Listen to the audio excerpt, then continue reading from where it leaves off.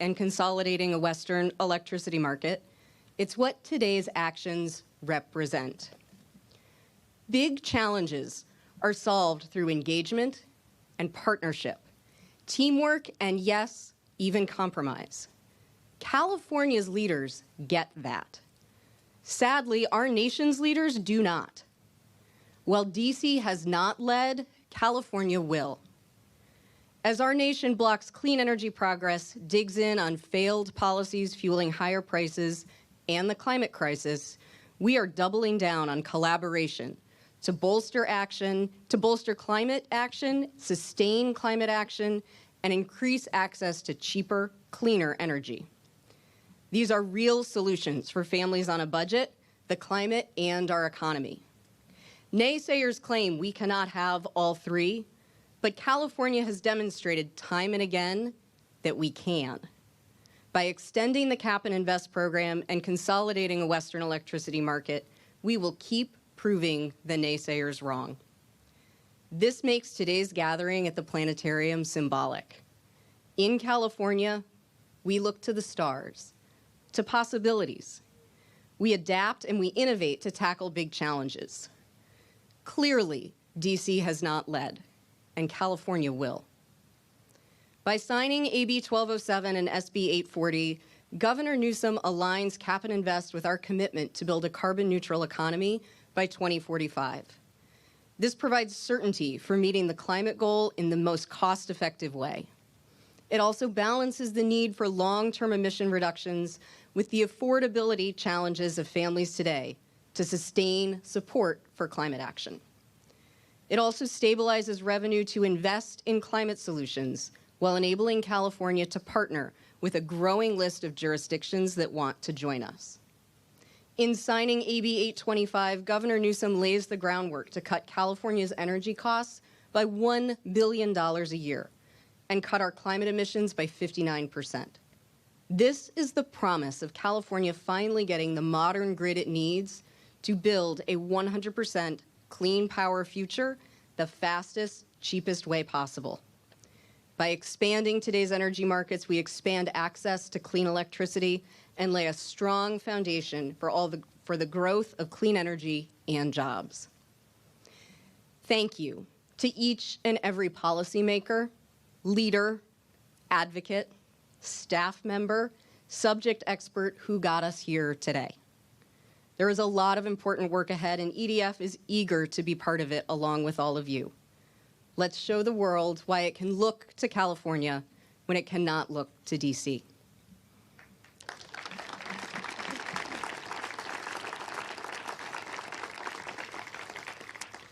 And with that, I'm pleased to introduce Rodney Fong from the San Francisco Chamber of Commerce.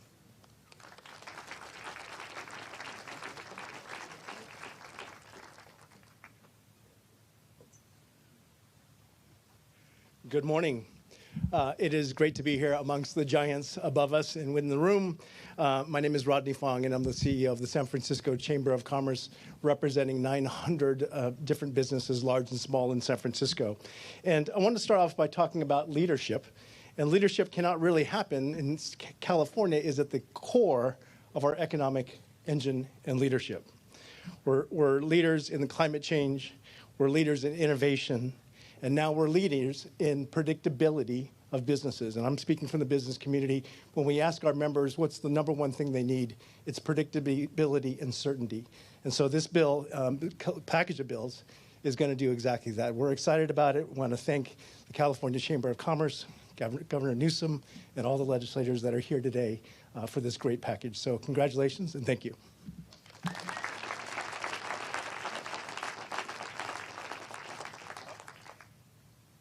Sorry, next up, Rudy Gonzalez.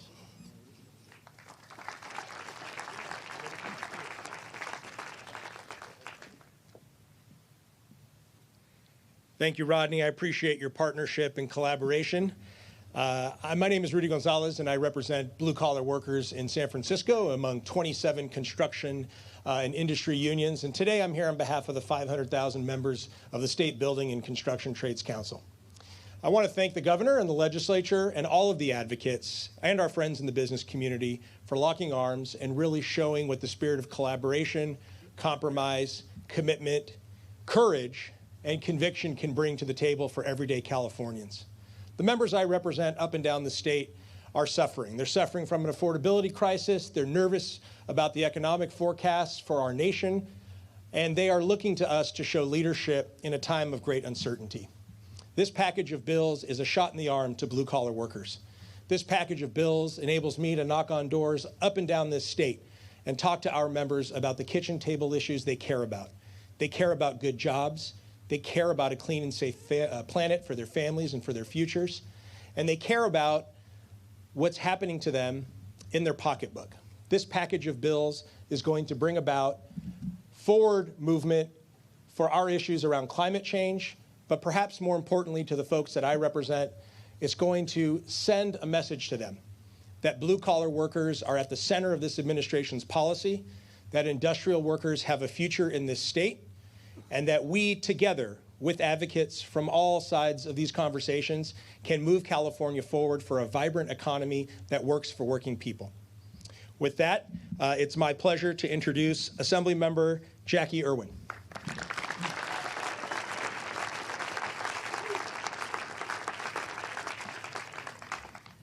Thank you so much, and it is incredibly exciting to be here today.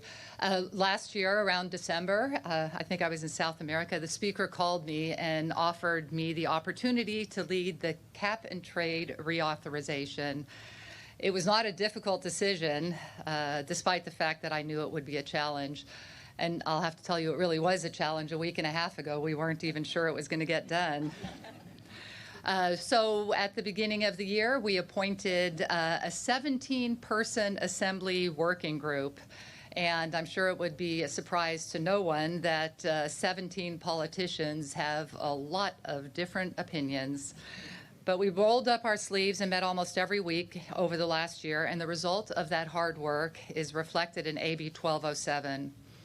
The work will result in lower electricity bills for all Californians among in the highest billed months. And if the PUC gets it right, it could result in a 30% discount on electric bills during those months. Furthermore, it will direct a portion of the funds to provide long-term affordability benefits through public financing for transmission projects. AB 1207 will continue our fight against climate change while containing costs for all Californians. But the point that I want to make as the representative of Pacific Palisades, where over 5,000 homes tragically burned 9 months ago, the cost of inaction is immeasurable. So I would like to thank the governor, his incredible staff.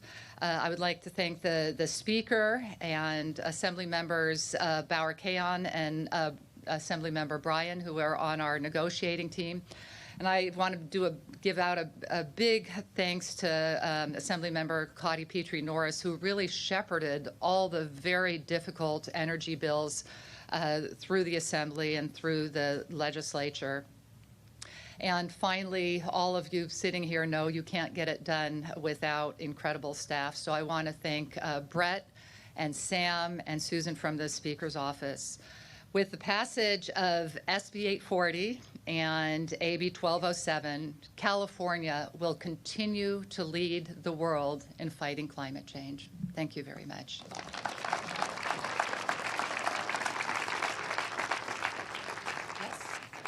And now I would like to introduce the amazing chair of the Utilities Committee, my seatmate, Cotty Petrie-Norris.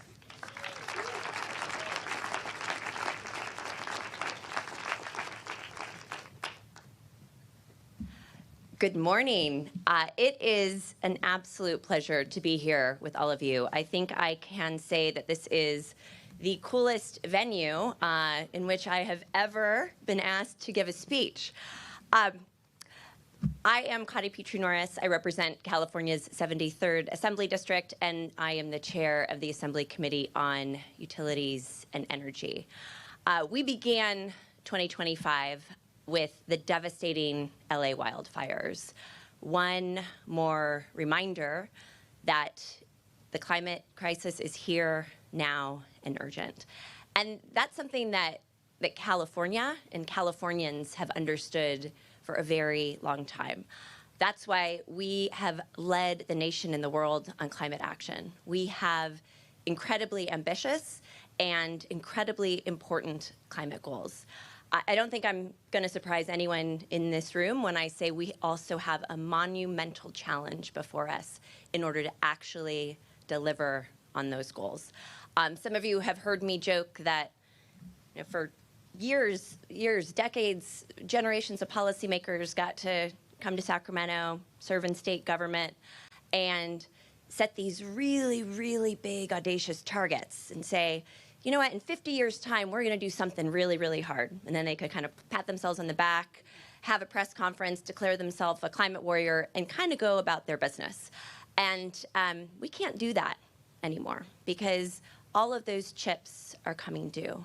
And so getting this done happens on our watch. And every single person in this room is a part of that story and is going to be it has been a part of the success we've achieved in California and is an important part of the success that we must achieve as we move forward. And I think as we looked at the challenges in front of us this year, we wanted to make sure that we weren't just making progress on climate action, but that we were doing it in a way that really balanced the three legs of our energy stool: sustainability, reliability, and affordability. And so I'm proud of the bills that we are putting on your desk today, Mr. Governor. I really do believe that this package of legislation, as the podium sign says in front of me, we are cutting bills, we're cutting pollution, and we are ensuring reliability for Californians. And as Caitlin said in her opening remarks, the stakes right now really could not be higher. The eyes of the world and the nation are on California. So we've got to make sure that we get this done and that we get it done right, and that we demonstrate that we can lead on climate action while we ensure that Californians can pay their bills, while we ensure that Californians have good, high-quality, high-paying jobs, and that we ensure that we continue to grow the fourth largest economy in the world. These are big challenges, and I'm so grateful to everyone who was part of the success that we achieved this year. I want to say a thank you to my seatmate and partner in crime, Assemblymember Irwin, as well as our colleagues, Assemblymember Wilson, who really led on the work that we did in the Assembly on the stabilization of the petroleum fuels market, as well as my colleague, Assemblymember Hart. I want to thank the speakers team and staff. A special shout out to Laura and to Chase. And I also want to thank our partners and colleagues in the California State Senate. And I'm very pleased to introduce our incoming Senate PT. Give it up for Senator Monique Limon.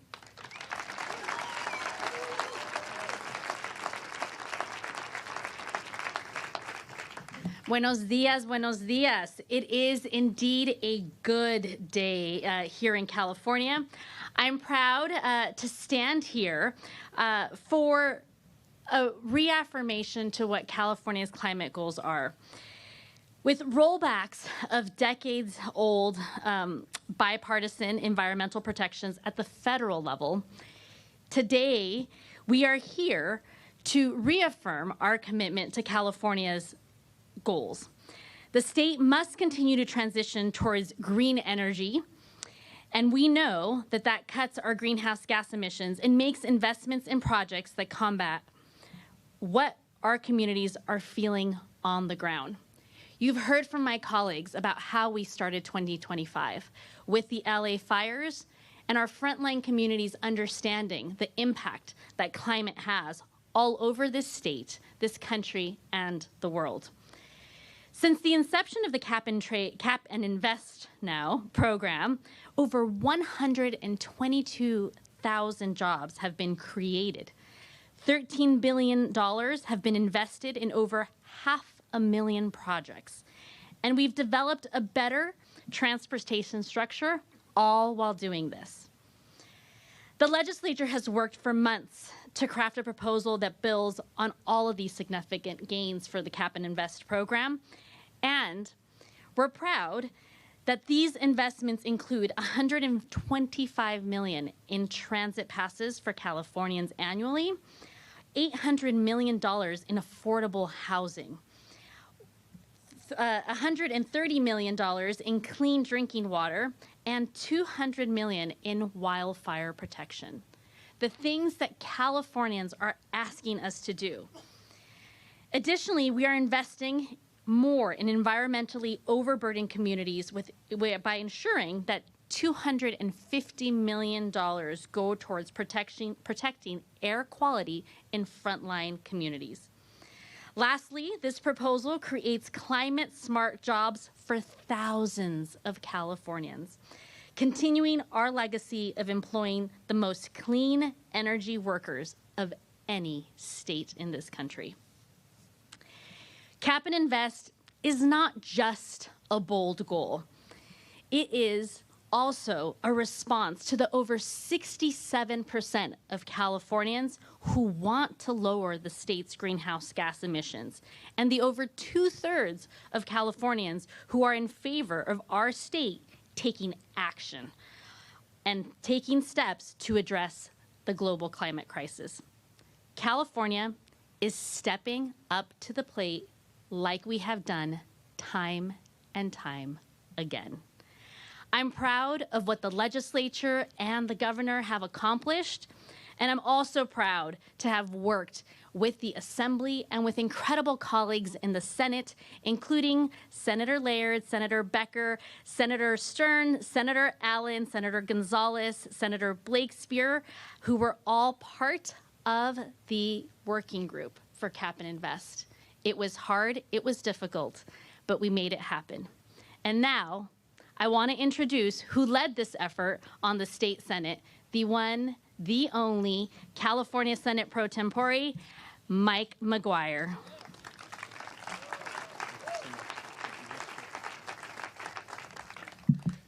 Good morning. How's everybody doing? Hot damn. You know, it's a big day and a big week for several reasons here at the Academy of Sciences. Claude, the albino alligator, turned 30 this week, huh? There we go, right on. And today's a big day because promises were kept here in California. And today is proof that teamwork makes the dream work. And today, California's dream is more affordable. You know, for months, the Senate, the Assembly, Governor Newsom, we've been working together to ensure Californians can get relief in their electric bills. And we're delivering on that promise. We've been working together to hold electric utilities accountable and ensure their infrastructure is more wildfire safe. Today, we're following through on that promise. We've been working together to ensure that the Golden State's world-leading climate initiatives continue to thrive under the hostile and regressive policies of the Trump regime. Promises made, promises kept. And together with today's bill signing by the governor, we're continuing California's legacy of innovation, growing our economy, and building more housing where Californians love to call home. The reauthorization includes $60 to $90 billion over the next decade and a half in investments for transit, building thousands of units of housing, safe drinking water for tens of thousands, wildfire prevention, high-speed rail, all the while reducing local air quality impacts in disadvantaged communities. $63 billion will go towards lowering utility bills for Californians who need it most. A promise made, a promise kept. But don't take our word for it. Let's take a look at the numbers over the past decade about Cap and Invest. California's nation-leading Cap and Invest program has supported tens of thousands of jobs, 20,000 housing units, and 420,000 clean energy rebates. California proves that we can do both, grow our economy and tackle the climate crisis. California is charting the future. The reauthorization will put more money. It's going to put more money in the pockets of hardworking Californians, and it's going to keep our air clean, all the while powering our transition to a green economy. As I said earlier, teamwork makes the dream work. And I want to acknowledge several individuals who are here today from the state Senate. First of all, I want to acknowledge our pro tem-elect Monique Limon for leading our climate working group. We're grateful for her leadership. I want to say thank you to Senator Josh Becker, the energy chair of the California State Senate, who's been working time and time again to get these bills across the finish line. Thank you so much to Chair Becker. I want to say thank you to Senator Reyes. We also have Senator Grayson, who is here today, who chaired our Fuel Stability Working Group, along with our co-chair, Ms. Richardson, who co-chaired the Fuel Stability Working Group. Thank you to the two of you, to Senator Allen and Senator Blakespear, Senator Caballero and Gonzalez, Senator Laird, who is here today. Thank you for your continued work. To Senator Stern, thank you. To Senator Hurtado, who always reminded us that we have to focus on Kern County and the Central Valley. Thank you, Senator Hurtado. I want to say thank you to Senator Arreguín, who is here today, Senator Cabaldon, and of course, want to say thank you to Senator Grove, who is here as well. To Ms. Petrie Norris and Ms. Irwin, thank you. Thank you for never giving up and for the tenacity that you had. And there are some unsung heroes here today.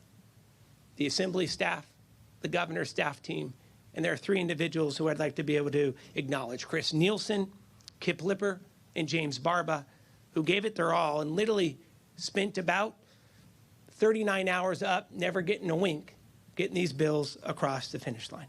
I want to wrap it up with this. Today's a big win for the Golden State. If you pay utility bills and you want them lower, you win. If you drive a car and hate gas price spikes, you win. If you want clean drinking water, you win. If you want to breathe clean air, you win today. It's a pretty big winner's circle. But this is a pretty ambitious package.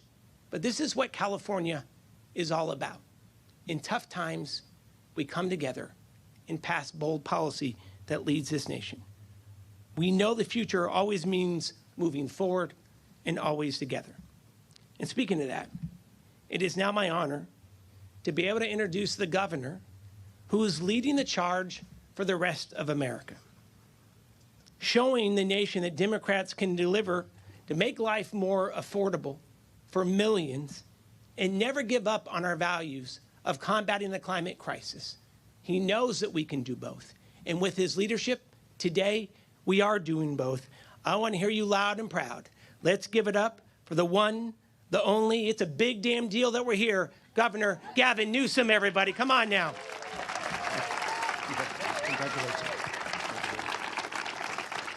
Thank you. Thank you to the pro tem.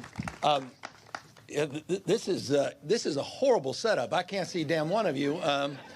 And it's horrible for another reason, because it brings back some memories that my staff, particularly my old mayor's staff, does not want to be brought back up. The last time I was in here, I gave a State of the City speech that went on for 7.5 hours.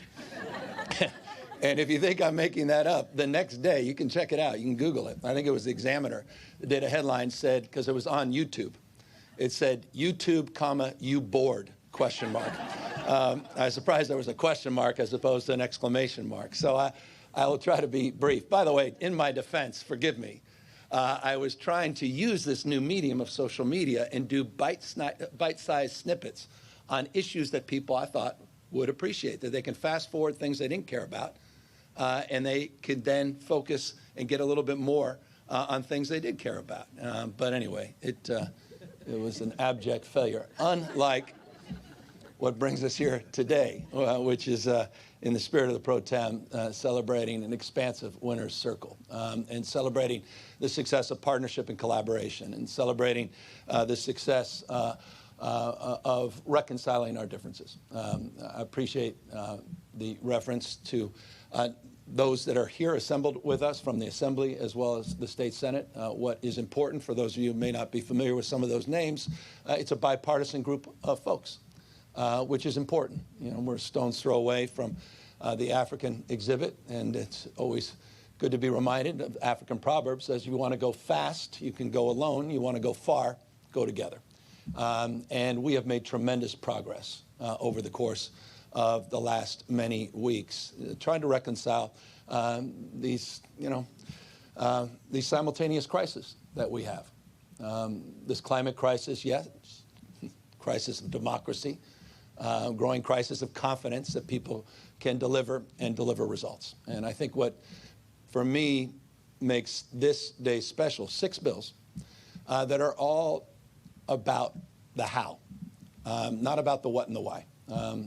As was stated, we've done a very effective job of identifying the problem, but not many jurisdictions have identified strategies to actually deliver real and demonstrable results. It's an interesting fact. Every single one of those audacious climate goals the state has set, we have achieved. Every single one. In fact, today, we're running the 4th largest economy with 67% of our energy carbon-free. It's unprecedented. There's no other jurisdiction in the world that can lay claim to that. It is remarkable, and just briefly, 1874, the first electricity came to California, came here to San Francisco. There's been 105 gigawatts of installed capacity. In just the last 6.5 years, we've installed over 30 gigawatts. About a third of all the installed capacity, and the vast majority of that has been clean. So I would add, not just lower utility costs, I'll get to that, lower pollution, but also reducing all the BS, the timelines. A lot of what we are signing today is about building on the reforms, the permitting and the zoning reforms, the land use reforms, and moving forward to get these large-scale projects done. That's what we have done with large-scale battery storage, 15,000 megawatts in the last 6 years. It's simply unprecedented. There's no other jurisdiction in the world can lay claim to that except China, interestingly, and the state of California. So our state of mind is firmly planted on the application, the implementation. And that includes a balanced approach in this context. The reason this is bipartisan, the reason you heard Kern County and others, is we have to effectively transition. This is not an ideological endeavor. We're in the practical application business. We've got to manifest our ideals and our goals. And so this lays it out, but it lays it out without laying tracks over folks. I know there are tracks we are starting to lay in the Central Valley that are part of this. But the issue of affordability, as you heard, is top of mind. It's $60 billion. This should be the headline. $60 billion of tax rebates on electricity bills. That's what this bill represents, $60 billion. There's not another jurisdiction that can lay claim to that. Close to $1 billion a year just in our regionalization efforts as we work to expand our capacity to export more clean and green energy, to import to address some of the issues around reliability, but also to stabilize our grid with the Western market. We've worked on that for over a decade. We're getting it done here today. So finding a balanced approach, setting forth strategies to achieve audacious goals that simply no other large-scale jurisdiction in the world can lay claim to, and doing it in a way that reduces the burden on ratepayers and taxpayers at the same time. So I'm proud, and it's about time in contrast, because I'll close on this. As it was noted and stated, it was a hell of a time. The CEC, our California Energy Commission, is celebrating its 50th anniversary today. And I'll remind folks that may have forgotten, or those that may not know, it was Ronald Reagan, Republican governor, that signed the bill that ultimately led to the CEC.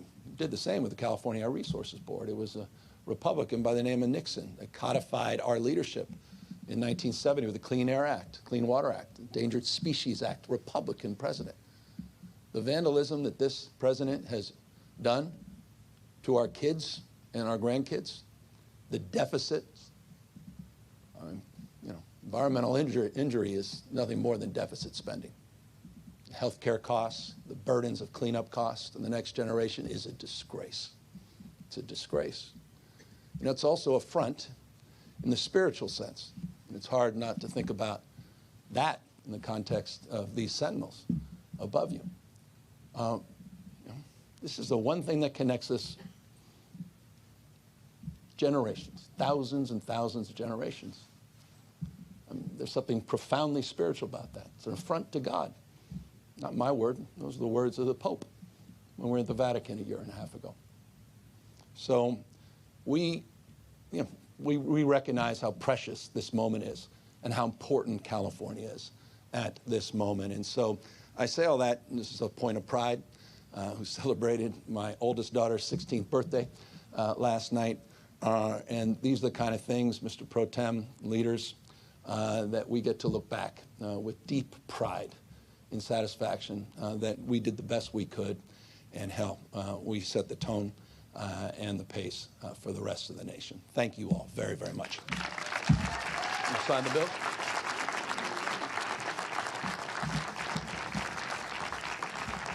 Members of the legislature and all speakers, please join the governor at the podium to sign the legislation.